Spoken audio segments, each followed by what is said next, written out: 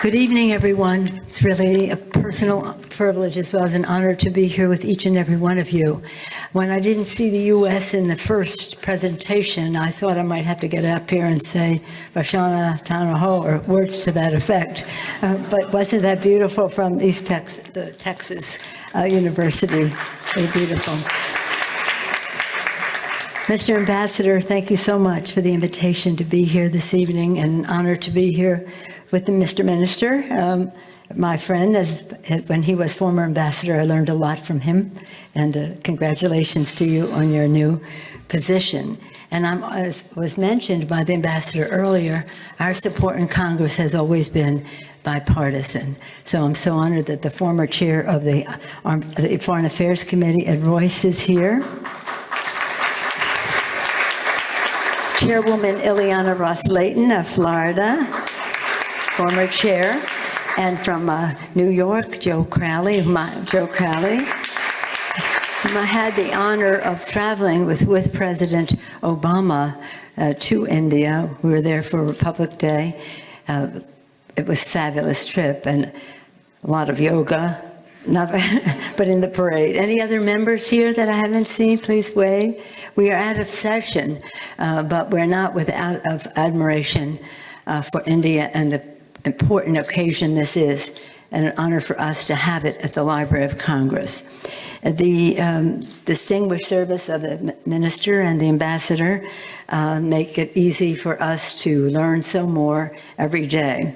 It's a pleasure to be with all of you as we observe the 150th birthday of Mahatma Gandhi at the same time as we observe the 90th birthday of someone who learned so much from him from a distance, the Reverend Martin Luther King, Jr. These legacies of these two extraordinary men have forever shaped our nations and changed the course of history in both of our countries, and indeed in the world. The relationship between the United States and India is a shining example of mutual cooperation, prosperity, and peace, and respect. As the world's largest democracies, yours the largest, ours the oldest, we have been partners in the fight to expand justice and ensure the blessings of liberty for all. In America, generations of Americans of Indian descent have enriched our communities, our democracy, with their beautiful culture and rich traditions, not to mention their entrepreneurship, fueling our economy. Our government has been strengthened by the leadership of Indian American members of Congress, Senator Kamala Harris, Representative Ami Bera, who was on our trip with President Obama, Representative Pramila Jayapal, Representative Raja Krishnamurthy, who was lead author on one of those resolutions, and Representative Ro Khanna. About Ro Khanna, I could talk about all of them, but Ro particularly wanted you to know this story. Ro Khanna's grandfather, whose last name is Amarath Nath Vidyakankar, was a champion for freedom who spent years in prison alongside Gandhi in the quest for Indian independence. Today, Rep. Khanna proudly honors his family's legacy of service and sacrifice in his work and leadership to build a better future for all. But his connection is a direct one to Mahatma Gandhi. As members of Congress, we have been privileged to lead official visits, gone on official visits to India, meet with leaders and exchange with citizens to strengthen the bonds of our friendship between our leadership, but also among our people. Seeing the joy and vibrancy of the Indian people, especially the children, has always been an inspiration. Our 2017 trip was critical to advancing strong economic ties, reaffirming our shared commitment to tackling the climate crisis and securing peace in the region and around the world. And in New Delhi in 2008, it was an honor to place a wreath at the Rajghat Memorial located at the site of the Gandhi cremation. Gandhi's story of peaceful struggle to free the people of India had a meaningful impact on the lives of many Americans. For me, as the ambassador and the minister know and have referenced, this is very personal for me. I have always, since my childhood, carried India in my heart, largely because of Mahatma Gandhi. When I was a little girl,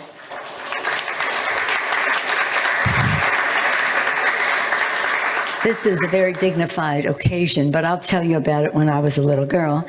I went into school one day and I had on a hat, and one of the big tall nuns, I was a little girl, said, "Who do you think you are, Mahatma Gandhi, with that hat?" Well, I didn't know who Mahatma Gandhi was, but I wasn't going to let on to her that I did not know. So I immediately went to the library after school, and at that time, even that was like in the 50s, the library had books on Mahatma Gandhi for children already had books for children on Mahatma Gandhi. So that's when I started absorbing everything I could, and more, shall we say, bigger books, smaller print as I got older. And people would always say, "We always know you'll have every book out of the library on Gandhi." Such an inspiration.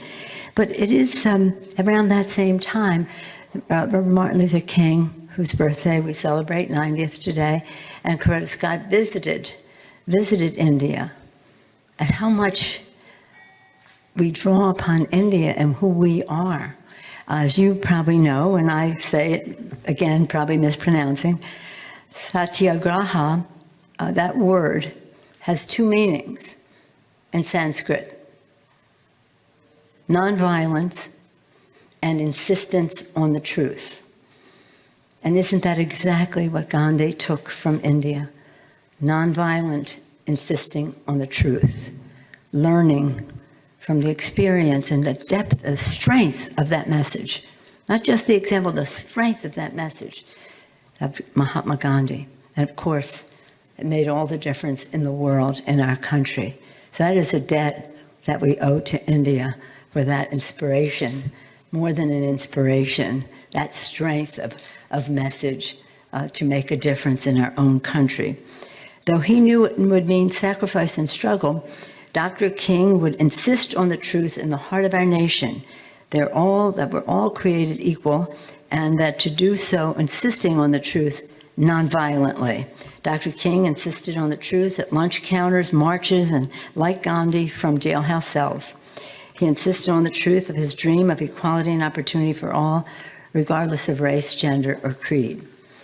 As we face the great injustices of war, inequality, oppression, and tyranny, we all have an obligation to continue to answer Dr. King and Gandhi's insistence on the truth, nonviolently, with action.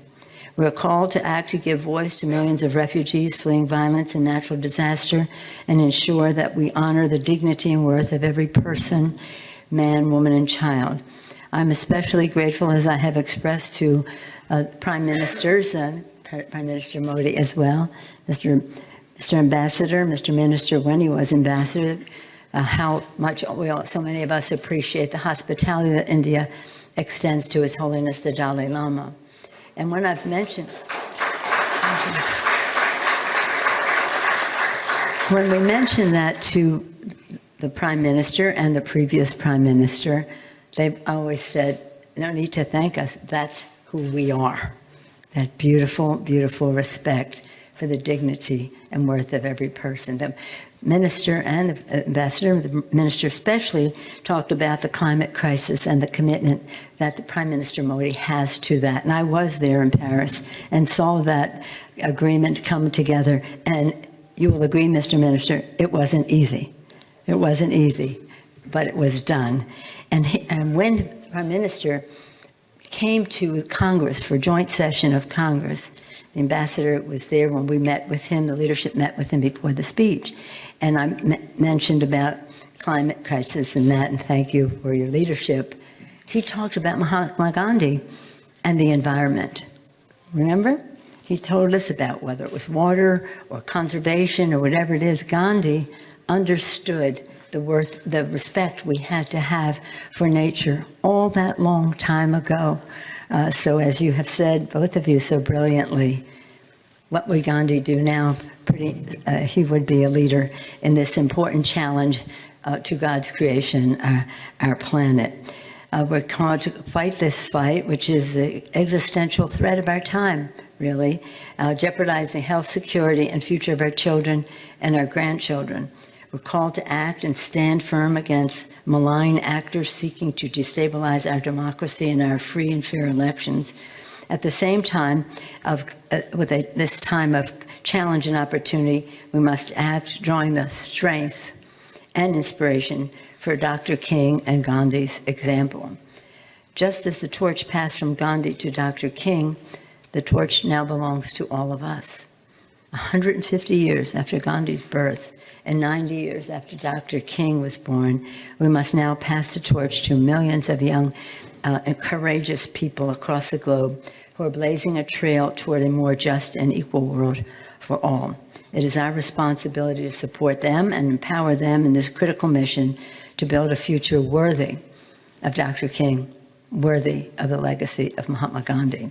So it is for our colleagues, and I know I speak in bipartisan way, for our colleagues, House and Senate, who aren't here because we're out of session, that observing Mahatma Gandhi's 150th birthday at the same time as we observe Martin Luther King's birthday on the campus of the U.S. Capitol is for us a thrilling experience. We're out of session, but I told the ambassador when he told me about this, no matter where I am, no matter when it is, because of that little girl in that school, learning about Mahatma Gandhi, it will be a thrill of my life to be there to honor the memory and the legacy, the leadership, the strength, the inspiration of Mahatma Gandhi. Thank you all very much for giving me this privilege. Thank you.